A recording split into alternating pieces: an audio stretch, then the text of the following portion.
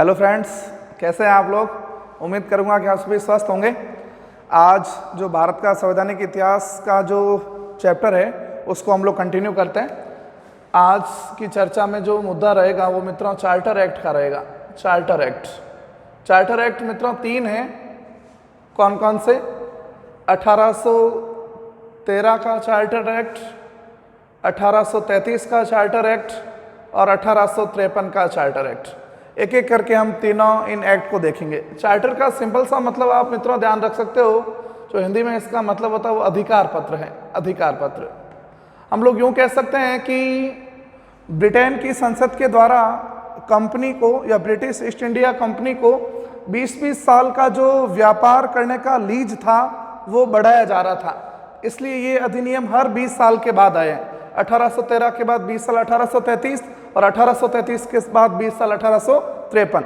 तो ये चार्टर का मतलब सिंपल सा अधिकार पत्र है, ये आपको ध्यान में रखना है। अब हम लोग सबसे पहले मित्रों चर्चा करते हैं 1813 ईस्वी का जो चार्टर एक्ट था उसकी क्या विशेषताएं थी उसको देखिएगा। 3 अच्छे प्रावधान हैं, इन तीनों के माध्यम से भी प्रश्न बन सकते हैं। पहला प्रावधान मित्रों ये था कि इस 1813 के चार्टर अधिनियम के द्वारा जो कंपनी का व्यापारिक एकाधिकार था, कंपनी का व्यापारिक एकाधिकार समाप्त कर दिया गया। पूर्ण रूप से मित्रों ध्यान रखना है, व्यापारिक एकाधिकार समाप्त नहीं हुआ है। कंपनी का व्यापारिक एकाधिकार समाप्त जरूर हुआ है, लेकिन किसको किसको छोड़कर? एक चाय को छोड़कर और दूसरा चीन देश को छोड़कर। चीन देश के साथ जो व्यापार था उसको छोड़कर। ये दोनों क्या मुद्दा है उसको समझिएगा। मैं यूं कहना चाह रहा हूं कि इस अधिनियम से पहले तक कंपनी जो व्यापार करती थी भारत के अलावा अन्य देशों में भी, तो केवल और केवल कंपनी को ही उनके साथ व्यापार करने का अधिकार था। लेकिन अब ऐसा होगा, इस एक्ट के माध्यम से ये रूल बना दिया गया कि अब कंपनी के अलावा भी जो कोई भी और अंग्रेज हैं वो भी व्यापार कर सकते हैं भारत में भी, भारत के आसपास और भी जो देश हैं उनके साथ भी।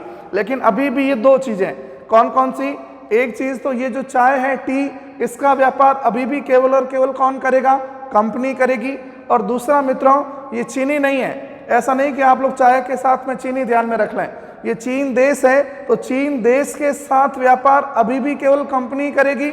और चाय का व्यापार है मित्रों, ये भी केवल अभी कौन करेगा? कंपनी। यानी इन दोनों को छोड़कर जो व्यापारिक एकाधिकार था वो क्या कर दिया गया? समाप्त कर दिया गया। ये 1813 के चार्टर अधिनियम की बड़ी विशेषता है, इसको ध्यान में रखिएगा। दूसरी बात मैं कहना चाह रहा हूं कि इसी अधिनियम के द्वारा कंपनी को ये आदेश दिया गया कि भारत में शिक्षा पद्धति पर आपको प्रतिवर्ष 1 लाख रुपए की राशि खर्च करनी है। कंपनी को यह ऑर्डर दिया गया ब्रिटिश संसद के द्वारा, पार्लियामेंट के द्वारा, कि शिक्षा पर 1 लाख रुपए की राशि प्रतिवर्ष खर्च की जानी चाहिए। ये इसका दूसरा प्रावधान होगा। और तीसरा प्रावधान मित्रों बहुत ही इंपॉर्टेंट है, ध्यान से सुनिएगा। इस 1813 के चार्टर अधिनियम के द्वारा ही जो ईसाई धर्म की मिशनरीज हुआ करती थी, इन ईसाई धर्म की मिशनरीज को भारत में आकर ईसाई धर्म का प्रचार प्रसार करने की अनुमति प्रदान कर दी गई है कि अब वहां से अंग्रेज मिशनरीज के लोग आएंगे भारत में और अपने ईसाई धर्म का प्रचार प्रसार करेंगे, तो उनको उसकी स्वतंत्रता होगी, उन पर किसी प्रकार की कोई पाबंदी नहीं होगी। यह बात भी कौन से अधिनियम के द्वारा की गई? 1813। 3 विशेषताएं वापिस सुन लीजिएगा। पहला, इस अधिनियम के द्वारा कंपनी का जो व्यापारिक एकाधिकार था व्यापार करने का वो समाप्त हुआ। कौन सी 2 बातों को छोड़कर? एक चाय के व्यापार को छोड़कर और एक चीन देश के साथ व्यापार को छोड़कर। यानी चाय का व्यापार अभी भी केवल कंपनी ही करेगी और चीन देश के साथ में जो व्यापार होगा वो अभी भी केवल कौन करेगा? कंपनी ही करेगी। दूसरा, शिक्षा पर 1 लाख रुपए खर्च करना। और तीसरी बात, ईसाई मिशनरीज को भारत में आकर ईसाई धर्म का प्रचार प्रसार करने की अनुमति दे दी गई। एक बात यहां से और आप लोग लिंक कर सकते हैं, जब हम लोग मॉडर्न हिस्ट्री के अंदर आगे पढ़ रहे होंगे, एक टॉपिक आएगा मित्रों सामाजिक और धार्मिक सुधार आंदोलन। तो उन सामाजिक और धार्मिक सुधार आंदोलनों के कारणों को जब हम लोग पढ़ेंगे कि इस 19वीं और 20वीं शताब्दी में ये भारत में धर्म सुधार और समाज सुधार के आंदोलन क्यों हुए, तो उन आंदोलनों के होने के कारणों के अंदर एक बहुत बड़ा कारण आएगा कि इन ईसाई मिशनरियों का भारत आना। तो वही ईसाई मिशनरीज हैं जिसको 1813 के अंदर अनुमति दी गई है। ये हम लोग जब वहाँ पे टॉपिक आएगा तो वापस बात आएगी, तब आपको याद दिलाऊंगा, अच्छे से आप लोग ध्यान रखिएगा। ये मित्रों 1813 का चार्टर अधिनियम था। अब हम लोग मित्रों बात करते हैं 1833 के चार्टर अधिनियम की। 1833 का चार्टर अधिनियम, उसको देखिएगा। 1833 का चार्टर अधिनियम की सबसे जो प्रमुख विशेषता है मित्रों, उसको लेकर कई मर्तबा प्रश्न पूछे गए हैं एग्जाम में। वो पहली विशेषता ये थी कि जो मित्रों बंगाल का गवर्नर जनरल का पद था, बंगाल का जो जीजी था, गवर्नर जनरल था, अब इसे बंगाल का जीजी नहीं कहेंगे मित्रों, अब इसे ब्रिटिश भारत का गवर्नर जनरल कहा जाएगा। ब्रिटिश भारत का गवर्नर जनरल घोषित कर दिया गया। ये इस अधिनियम की सबसे प्रमुख विशेषता है। कौन होगा ब्रिटिश भारत का पहला गवर्नर जनरल और बंगाल का अंतिम गवर्नर जनरल, तो इन दोनों के अंदर आंसर आएगा मित्रों Lord William Bentinck. Lord William Bentinck, ये लॉर्ड विलियम बेंटिक बंगाल में गवर्नर जनरल के पद पर होंगे और यही पद अब तब्दील हो रहा है किसमें, ब्रिटिश भारत के गवर्नर जनरल के रूप में। तो बंगाल का अंतिम जीजी कौन हुआ, लॉर्ड विलियम बेंटिक, और यही व्यक्ति अब ब्रिटिश भारत का पहला भी गवर्नर जनरल होगा। तो दोनों में आंसर आएगा लॉर्ड विलियम बेंटिक। इस अधिनियम का सबसे बड़ा जो प्रावधान है मित्रों ये है, इसको ध्यान में रखना है। दूसरा इसका जो प्रावधान था वो क्या था, उसको सुनिएगा। इसी 1833 के चार्टर अधिनियम के द्वारा मित्रों जो सिविल सेवा की परीक्षा होती थी, उस सिविल सेवाओं की परीक्षा सभी के लिए खुली रूप से आयोजित करने का प्रावधान किया था, लेकिन इसको सभी ने एक मत से स्वीकार नहीं किया, इसलिए इसको समाप्त भी कर दिया गया। वापिस जो खुली प्रतियोगिता का आयोजन होने का प्रावधान था उसे रद्द भी कर दिया गया। तो प्रश्न मित्रों यूं पूछा जा सकता है कि किस अधिनियम के द्वारा सर्वप्रथम प्रावधान किया गया था, या जो प्रावधान असफल हुआ वो किस अधिनियम के द्वारा किया गया था। तब उसमें मित्रों आंसर आता है 1833 का चार्टर अधिनियम। इसको ध्यान में रखना है, ठीक है। सिविल सेवा की जो खुली प्रतियोगिता का आयोजन किया जा रहा था वो हुआ है, लेकिन वो असफल प्रयास था, अभी नहीं होगा, आगे जाके 1853 के अधिनियम में हम लोग बात करेंगे। ये दूसरी विशेषता। और तीसरी विशेषता ये होगी जो हमने अभी 1813 में बात की थी कि जो व्यापारिक एकाधिकार था वो समाप्त हुआ। कौन सी दो चीज़ों को छोड़कर, चाय को छोड़कर और दूसरा चीन देश के साथ छोड़कर। अब वो चाय वाला भी हर कोई व्यापार कर सकेगा, चीन के साथ व्यापार भी अब हर कोई कर सकेगा। यानी मैं यूं कहना चाह रहा हूं कि कंपनी का जो व्यापारिक अधिकार होगा, व्यापार करने का अधिकार, वो पूर्ण रूप से कौन से अधिनियम के द्वारा समाप्त कर दिया गया, तो उसमें आंसर आएगा 1833। कंपनी के व्यापारिक एकाधिकार को, कंपनी के व्यापारिक एकाधिकार को पूर्ण रूप से मित्रों समाप्त कर दिया गया है। कौन से अधिनियम के द्वारा पूर्ण रूप से समाप्त कर दिया गया, तो इसमें मित्रों जवाब आएगा 1833 का चार्टर अधिनियम। ये बहुत अच्छा प्रश्न है, इसको लेकर के कई बार एग्जाम में प्रश्न पूछे हैं। ये तीन बातें इसमें ध्यान में रखनी है। बंगाल के जीजी को ब्रिटिश भारत का गवर्नर जनरल बना दिया गया, और दूसरी बात की हमने कंपनी के व्यापारिक एकाधिकार को पूर्ण रूप से समाप्त कर दिया गया, और तीसरा हमने जो कहा जो सिविल सेवाएं थी उनको खुला रूप से आयोजित करने, खुला रूप से मतलब होता है कि अंग्रेज भी देंगे, भारतीय भी देंगे, सभी देंगे, जो योग्य होगा उसको लिया जाएगा, ऐसे आयोजित करना एग्जाम को, तो उसका असफल प्रयास किया गया है, असफल प्रयास। ये मित्रों 1833 के चार्टर अधिनियम की विशेष। इसी 1833 के अधिनियम के संदर्भ के एक दो और प्रश्न हैं, उनको भी आप देखिएगा। एक मित्रों आप लोग नाम सुनते हैं लॉ कमीशन का, विधि आयोग का। तो यदि प्रश्न ये पूछा जाए कि पहली बार भारत में विधि आयोग का गठन कब हुआ, तो उसका क्या जवाब दिया जाता है, तो उसको थोड़ा सा सुन लीजिएगा। हुआ ऐसा कि 1833 में जो गवर्नर जनरल की कार्यकारी परिषद थी, जो काउंसिल थी, उसमें 3 सदस्य थे। अब उन 3 सदस्यों के साथ मित्रों एक और सदस्य जिसमें जोड़ा जाएगा वो विधि सदस्य के रूप में जोड़ा जाएगा। विधि सदस्य, और विधि सदस्य के रूप में उस समय जोड़ा गया मित्रों लॉर्ड मैकाले को, लॉर्ड मैकाले। और यही वो समय होगा मित्रों जिस समय लॉर्ड मैकाले की अध्यक्षता में 1833 में प्रथम विधि आयोग का गठन हुआ है, प्रथम विधि आयोग। तो ब्रिटिश भारत में जो पहला विधि आयोग गठित हुआ वो मित्रों 1833 में हुआ, जिसके अध्यक्ष मित्रों लॉर्ड मैकाले थे। यही इस अधिनियम के संदर्भ में भी ध्यान में रखना है। आपको जानकारी के लिए ये भी बता दूं कि भारत में अभी तक 21 विधि आयोग बन चुके हैं। हाल ही में अगस्त 2018 में 21वें विधि आयोग ने अपना 3 वर्ष का कार्यकाल कंप्लीट कर लिया था, जिसके अध्यक्ष मित्रों बलबीर सिंह चौहान थे। और अभी रिसेंट में ही 19 फरवरी 2020 को केंद्रीय मंत्रिमंडल ने 22वें विधि आयोग की घोषणा भी कर दी है। हालांकि उसके अध्यक्ष कौन होंगे और सदस्य कौन होंगे, इस बात को तय करना अभी शेष है, इसको अभी तक तय किया नहीं गया है। एक प्रश्न ये भी आप लोगों के मस्तिष्क में आ रहा होगा कि विधि आयोग कार्य क्या करता है, तो उसके संदर्भ में हम ये जवाब दे सकते हैं कि संसद के द्वारा कुछ ऐसे अधिनियम बनाए गए जो वास्तव में काम में नहीं आ रहे हैं, अनावश्यक हैं या ज़्यादा प्रचलन में नहीं आ रहे हैं, ऐसे अधिनियमों को, कानूनों को समाप्त करने की सिफारिशें करना इस विधि आयोग का कार्य होता है। तथा जो राज्य के नीति निर्देशक तत्व हैं उनको सुचारू रूप से लागू करने के लिए और भी कौन से नए कानून बन सकते हैं, उनकी सिफारिशें देना, यह इस विधि आयोग का कार्य होता है। 3 वर्ष का मित्रों कार्यकाल होता है इस विधि आयोग का। तो ये बात विधि आयोग के संदर्भ में ध्यान में रखनी है। एक 1833 के संदर्भ में एक प्रश्न कई बार ये भी पूछ लिया जाता है कि किस अधिनियम के द्वारा गवर्नर जनरल की टीम में या गवर्नर जनरल की कार्यकारी परिषद में भारतीयों को भी शामिल होने का अवसर प्रदान किया जाने लगा। तो उसमें भी मित्रों आंसर आएगा 1833 का चार्टर अधिनियम। भारतीयों को भी गवर्नर जनरल की परिषद में प्रशासन या प्रशासनिक कार्यों में शामिल किया जा सकता था, शामिल किया जाएगा। यह आदेश भी मित्रों इसी अधिनियम के संदर्भ में ध्यान में रखना है।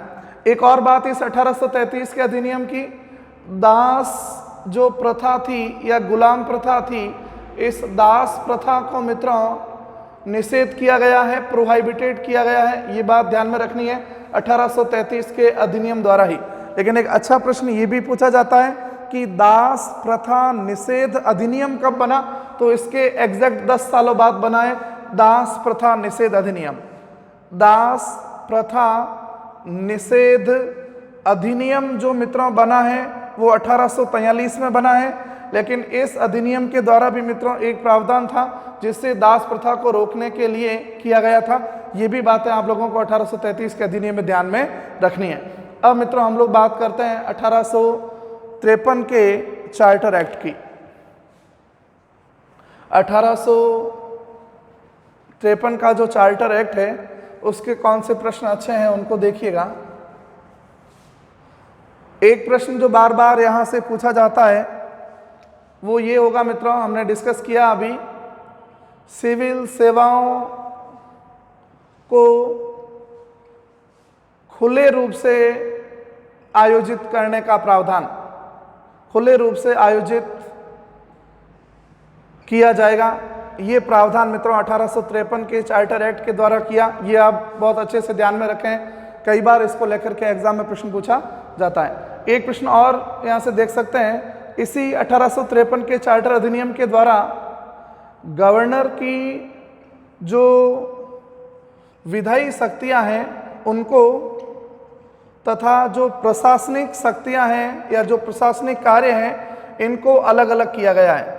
प्रशासनिक कार्य अलग और विधायी कार्य अलग, ये भी इस 1853 के अधिनियम के द्वारा किया जाएगा। ये 3 मित्रों चार्टर अधिनियम थे, 1813 का चार्टर एक्ट, 1833 का चार्टर एक्ट और 1853 का चार्टर एक्ट। अब मित्रों हम लोग बात करेंगे कि जैसे ही इस 1853 के बाद एक बड़ी घटना घटेगी 1857 में, जिसे आप लोग प्रथम स्वतंत्रता संग्राम के नाम से जानते हैं। और उसके बाद जो अधिनियम बना वो 1858 का भारत शासन अधिनियम होगा। ये उस अधिनियम से बातें आगे की स्टार्ट होगी। दूसरे शब्दों में यूँ भी कह दो कि ये जो चार्टर एक्ट था यह कंपनी के द्वारा लागू किया जाने वाला अंतिम अधिनियम होगा। अंतिम चार्टर एक्ट था ये, अंतिम चार्टर एक्ट। पूछे कौन सा तो भी उसमें आंसर आएगा मित्रों 1853। इसके बाद के जो अधिनियम होंगे वो हम लोग अब आगे की डिस्कस करते हैं, उनको देखिएगा। उनमें सबसे पहला जो मित्रों अधिनियम है वो अधिनियम होगा 1858 का भारत शासन अधिनियम। 1858 का भारत शासन अधिनियम। अच्छे प्रश्न बनते हैं मित्रों इस अधिनियम के, सुनिएगा एक एक करके। हुआ क्या, ऐसा होगा इस क्रांति के बाद ब्रिटिश शासन की जड़ें भारत में हिलने लगी। ब्रिटिश शक्तियां थी, उनको यह आभास पूर्ण रूप से हो गया है कि यदि ऐसे ही कानून व्यवस्था हम लोग आगे रखेंगे तो वो समय ज़्यादा दूर नहीं है कि जब हम लोगों को यहाँ से बोरिया बिस्तर लेके निकलना पड़ेगा, हमारा जो व्यापार वगैरह है वो सब बंद करके यहाँ से जाना पड़ेगा। इसलिए अब ब्रिटेन की संसद भारत में पूरा का पूरा जो शासन चलाने की जिम्मेदारी है मित्रों वो ब्रिटिश महारानी को सौंप रही है। ब्रिटिश महारानी विक्टोरिया है उस समय, और उस ब्रिटिश महारानी विक्टोरिया का एक पत्र भारत आता है, और उस भारत आए पत्र को इलाहाबाद दरबार में 1 नवंबर 1858 को तत्कालीन गवर्नर जनरल लॉर्ड कैनिंग के द्वारा पढ़ा जाता है। और उस लॉर्ड कैनिंग के द्वारा जो उस पत्र को पढ़ा गया उसमें कई सारी घोषणाएं हैं, उन्हीं को ये 1858 का भारत शासन अधिनियम का नाम दिया जाता है। कौन कौन सी घोषणा है उनको देखिएगा। पहली तो दो बातें यही ध्यान में रखनी है कि पहले जो गवर्नर जनरल शब्द प्रचलित होगा, इस गवर्नर जनरल पद का नाम चेंज कर दिया जाएगा और अब इसको किस नाम से जाना जाने लगेगा, वायसराय के नाम से। लेकिन इसमें भी मित्रों आपको ध्यान रखना है, केवल पद का नाम परिवर्तित हुआ है लेकिन व्यक्ति वही है। कैसे? तत्कालीन समय के अंदर मित्रों जो क्रांति में गवर्नर जनरल था ब्रिटिश भारत का वो लॉर्ड कैनिंग होगा, और इसी लॉर्ड कैनिंग को मित्रों अब क्या बना दिया जाएगा, वायसराय। तो आप कह सकते हो कि केवल पद का नाम परिवर्तित हुआ लेकिन व्यक्ति परिवर्तित नहीं हुआ। यही लॉर्ड कैनिंग भारत के पहले वायसराय बन जाएंगे। इनका समय होगा मित्रों 1856 से लगा के 1862, है ना। 1856 जब क्रांति से पहले थे तब भी ये थे, और 1862 तक कार्य करेंगे ये वायसराय के रूप में। तो पहला परिवर्तन तो ये हुआ। दूसरा अब ये होगा कि जो ब्रिटिश ईस्ट इंडिया कंपनी थी, ब्रिटिश ईस्ट इंडिया कंपनी, इस मित्रों ब्रिटिश ईस्ट इंडिया कंपनी को पूर्ण रूप से क्या कर दिया गया, समाप्त कर दिया गया। अब भारत में किसी भी प्रकार की कोई कंपनी राज नहीं करेगी। यह बात 1858 के भारत शासन अधिनियम के द्वारा तय की गई है। तो ये बहुत बड़ा प्रावधान है जिससे भारत के सामाजिक, धार्मिक, आर्थिक, राजनीतिक सभी क्षेत्रों में आमूलचूल परिवर्तन हो रहा है।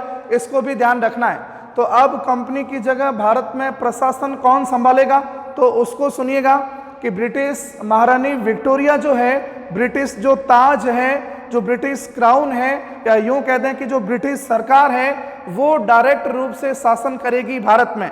मैं दूसरे शब्दों में ऐसा कहना चाहूं, 1858 के भारत शासन अधिनियम द्वारा ब्रिटिश ईस्ट इंडिया कंपनी को समाप्त करते हुए भारत की शासन व्यवस्था को ब्रिटिश महारानी विक्टोरिया ने अपने हाथों में ले लिया, और अब भारत का शासन चलाने के लिए एक 15 सदस्यीय टीम बनाई है जिसे भारत परिषद कहा जाएगा। और इस भारत परिषद का मित्रों जो मुखिया होगा उसे भारत मंत्री या भारत सचिव के नाम से जाना जाएगा।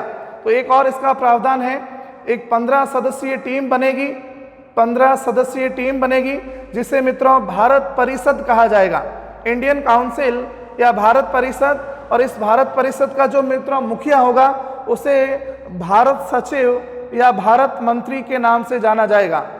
भारत सचिव कह दीजिएगा या भारत मंत्री कह दीजिएगा।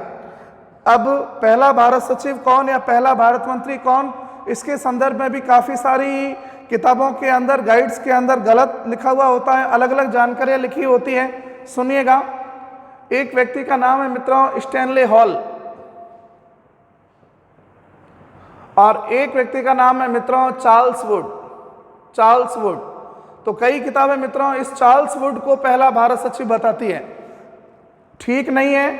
आप किसी भी गूगल के माध्यम से या और कोई भी सोर्स हो उसके माध्यम से आप देख लीजिएगा, आपको जो पहला भारत सचिव के रूप में नाम आएगा मित्रों वो स्टैनले हॉल का आएगा।